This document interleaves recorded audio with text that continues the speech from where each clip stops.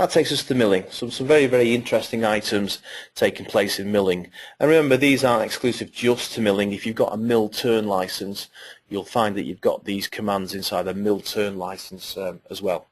So this first item, you may be forgiven for thinking that you're looking at a drill cycle, because inside a drill cycle you have an optimized path function. Well, the optimized path function has now been rolled out and included inside our roughing cycle and inside our profiling cycle. And I guess you'll know and appreciate why that is, because we want to specifically order the manner in which items are actually machined. We don't want a tool hopping around from the top left hand corner to the bottom right hand corner, wasting time as it traverses across what could be a 6-foot work plane. We want it to go to the nearest neighbour. So that's now included inside both the roughing and the profiling cycle. A brand new cycle, maybe a little bit specialist, an engraving cycle. This isn't to be confused with the text machining cycle that we've had for many years inside Edgecam. You can create text, true type font text inside Edgecam, or just standard font, and machine it using the text machining command, or you can use a roughing cycle or a profiling cycle. This is a brand new cycle, very, very specific, where customer might have a certain font or a certain type of artwork to machine in, and I'll be showing you this very shortly as we move through to a live demonstration. We now support inside the milling environment the ability to power rotate the table. So that's to say, if I was machining a part, normally I'd see that part being performed in XY in planar. That can now be done in rotary, and obviously that gives us a greater scope in respect to not over travelling on a machine axis. And this is probably the most important, the most interesting one, I feel. Certainly in terms of saving time, this produces great benefits to us. This is all about lessening the amount of work you have to do in respect to preparing a file for manufacture. So before you create a CAM instruction, whether it be profiling, whether it be flatland, etc., you'll appreciate, or I have to do boundaries, I might have to do face features, etc., etc. Well, this is now taken away. That preparation now is becoming more and more minimal as we move through versions in Edgecam. So what we'll now find that we can directly select solid faces off a solid part file, and Edgecam will protect the rest of the unselected faces. Does that with a silhouette boundary. For all the other CAM instructions, for all other 3D cycles, you can now use a face for the boundary. So you don't have to keep creating edge loop features as boundaries. That's now performed by a face feature. If you want to use a boundary, by all means do so, but it's much quicker now to use a face feature. Okay, so let's take a look at those items. Just open up an item here. Let's just move back onto number 3, and we'll start with maybe one of the more simpler ones. As we look at this particular item, this item is to do with, as I said before, milling, and it's to do with the movement as we machine around the part. So what we see here in plain Edgecam is just a profiling cycle. As we move that inside to the machine simulator, you may guess what's going to happen is that we're going to go over axis, we're going to cause over travel. Now, I think I'll just turn that on here just to accentuate the problem. So stop at axis over travel, and we'll play through. So obviously we get an XY movement of that machine tool table. So the cutter's beginning to machine, but straight away you'll notice that we've stopped because of over travel. I just try and play it on a little bit. Obviously Edgecam's detecting the fact that from the code wizard, from the post processor, it's incapable of going that far. And so this would have been stop you in your tracks, and you'd have to think of an alternative method. What we have now inside milling, and maybe some of the turners would appreciate this and recognize this, is the ability to select the mill mode onto rotary. So where possible, Edgecam will now rotate the table in order to position profiling cycle. So if I go back into machine simulation, see how the table turned, and now we're machining using the rotary axis. So do remember that this again is obviously part of 2015 R1, but make sure that your code wizard, your post processor, gets upgraded into 2015 R1 to take on the new functionality and the new code constructors and tokens that support this particular enhancement. That's all it is, just the ability to swap between planar machining and rotary machining. The other item that we also spoke here, a little bit specialist, is the engraving cycle. Let's just dismiss this. Okay, so we've got 3 engraving cycles here. As you can probably tell, the cycle will work in 3D and also 2.5D, and the cycle also works in wireframe on solid features and directly onto surfaces or solids as well. Let's just look at the E and the C, just try to simplify this, but normally we'd see customers presenting with quite complex artwork or something that's been molded. And all we want to do is drive the tool centrally down the letter E and down the letter C, more like a roughing cycle or a slotting cycle. So if I look at the first engraving cycle, that's what we're doing. We're picking the solid feature, it's been feature found, and I'm going down the center line. So I don't want the tool trying to generate and doing step over and taking a lot of time in respect to machining this part. I just simply want it to find the dead center and take out the bulk of material. The other item that we'll see in engraving is the finish, and this is very, very specialist. We tend to find that engravers will use a taper tool. When the tool reaches a corner, internal or external corner, the tool ascends to the top and then descends, feeds down to the base, and it's actually forming the corner for us. Let's take that into the machine simulator. It's probably better off seen inside the machine simulator, and for purposes of this I'm just going to turn off the machine itself. So the first one is the slotting command. All I've simply done is ask the tool to select a center line. And so you'll see now it's just, if you will, roughing out that area for me in readiness for the finishing command to come. So I just digitize the feature. It doesn't matter how complex that feature is, it will always find the center line for us. When we come to the next engraving cycle, this is a finishing cycle. This is very, very specialist to people who wish to do this type of work, wish to do engraving. What you'll notice is that the tool, as it gets into a corner, will rise and fall. Just maybe see that now, rises and falls. And that's just making sure that the corner is razor sharp. Rises and falls.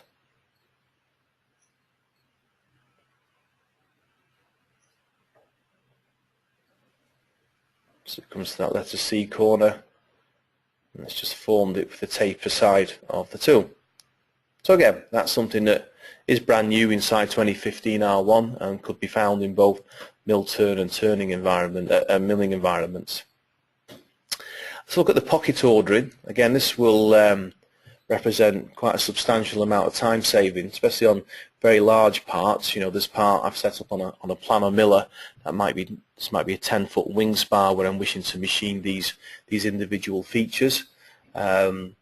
We've been able to achieve this in the past in Edgecam. What we've had to do is manually select each feature, which, you know, if you've got 10 plus features looking at you, it can obviously take a lot of time.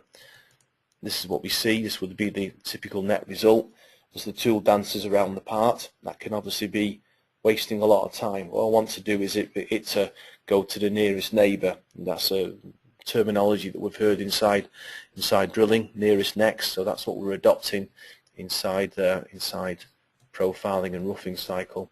If we just edit this cycle, you'll see now inside control you have optimized path. If I say go X lace in the X direction and staying within 80 millimeters, now if I replay that command, so now you'll see it's now adhering to an X direction. It's not jumping around the part, and it's finding in the Y direction the next nearest neighbour. So it's a much more economical tool path, and on very large parts that will represent quite a substantial time saving. That's in the roughing and it's in the profiling cycle as we see here, and an optimize path command. Okay, so save the best to last. This is picking faces, and I think this one's going to represent quite a very big significant time saving to all users. What we see here, and again I'll just hide away some of the toolpaths so things are a little bit clearer for us on the screen. So first of all, I want to concentrate on the parallel lay cycle and on the constant cusp cycle. I'll leave my cursor on the constant cusp finishing cycle. You may notice that the actual tool is gouging into the part, which is not very good. So we know that when we machine in Edgecam, we pick faces or we pick the whole of the solid body, but by inference that means it's going to machine all the solid body or all the face, so we tend to use containment boundaries, and that means us having to prepare things. So here inside my feature area on my top left hand side, I've done a boundary for the parallel lay cycle to clip that inside, and I've obviously used the face feature to select the face. Well, these are now not necessary, and to prove that I'm going to delete them. And remember that by deleting them it will obviously put my 2 cycles in jeopardy, but I don't care, I don't need them anymore, and that's the whole point of having this direct picking command. So we look at the parallel lay cycle, that's the cycle on the left hand side. There's a new option, pick the solid face, and that's exactly what we'll do. We'll go directly to the face that I wish to machine. I'm not having to pre-prepare it or anything. It's straight to the solid body, select the face, and then let the cycle take effect. Now what you'll notice is indeed it has machined the command, so it's gone straight to the face, machined the command, which obviously inference means it's going to be associative, and also it's protected the sidewall. I've not had to use a boundary to pull it away from the remaining neighbour of the solid body. So it's actually using an internal, if you will, silhouette or an internal boundary to pull that toolpath away. If we look at the constant cusp finishing cycle, again you'll see that plenty of gouging going on there. This was originally created by creating a face feature, so I've actually gone into a feature finder scenario and done a face feature, and obviously that means more work for me, so I don't really want to do that work because I'm as lazy as the next person. So I've removed that face feature. That's why the constant cusp cycles are currently in jeopardy, so it's good to see the red coming on and warning us. What I'm going to do is I'm going to edit that constant cusp cycle, and again notice that we have pick solid faces. So the inference is I can go straight to the solid face and select and select and finish. I don't need a containment boundary. It will just automatically create my constant cusp finishing cycle, and again see how it's pulling the toolpath away, so it's protecting the rest of the solid body. So more intelligent machining and a lot less preparation in getting that cycle ready to manufacture. I'm just going to make these 2 other first cycles disappear. I'm just going to turn on the profiling cycle, because some of you may appreciate that the profiling cycle in 2014 R2 already had a pick faces command. Just like to do some extra demonstration here. So in this case my profiling cycle is digitized the whole of the solid body, and clearly that's what it's done. It's machined all the solid body, including, you may notice, the chuck jaws, and I obviously want to correct that. So if I edit my profiling cycle, what I simply want to do in the first instance is pick the solid faces. And all I wanted to do is really just machine that central boss on that particular part. And that's exactly what it's done. So again, that's another very good example of not having to create boundaries, and obviously let the intelligence of the cycle decide which area it can reach, which area it can get to. So I've not had to create boundaries. But what you may notice, it's also gone and hit the vice jaw. Obviously not a very desirable condition. So what we'll now notice is that the profiling cycle is now enjoying what the roughing cycle has been doing for a number of versions, a use check fixture. So any recognized fixtures, whether it be solid bodies that you brought in yourself and declared them as fixtures, or in this case the fixtures have come from the fixture manager, but that will now correct my toolpath, pulling the toolpath away from the danger zone. So again, it's an extremely powerful command. So what we'll find is that 4 of the cycles have now taken on board that particular command. the ability to directly pick faces, and as time moves on we'll notice and observe that many other of the 3D cycles will begin to take on direct picking faces. But there is something extra that I'd like to show to you. This is where a face can perform the job of a boundary. So this is a project circular pattern command, very common command. This is one of the 3D cycles that at the moment hasn't got direct picking of faces, but it does have, like all 3D cycles, the ability to have a boundary. Let me just show you what I mean. I just clear the previous picks. So first question is the surface of the machine, so everything. Because it's a circular pattern command, it's asking for the outer arc. And then when it comes to the containment boundary, this would have normally been an edge loop feature, and you'd have to pick all the edges that were positioned around the part. Now what you may do is just go straight to a face or faces, and it will now make the face as the boundary. So it's a lot quicker than having to chain your way around edges and off loops off a solid body. It's a lot quicker now to work with the faces. So again, I recommend those enhancements to you in 2015 R1.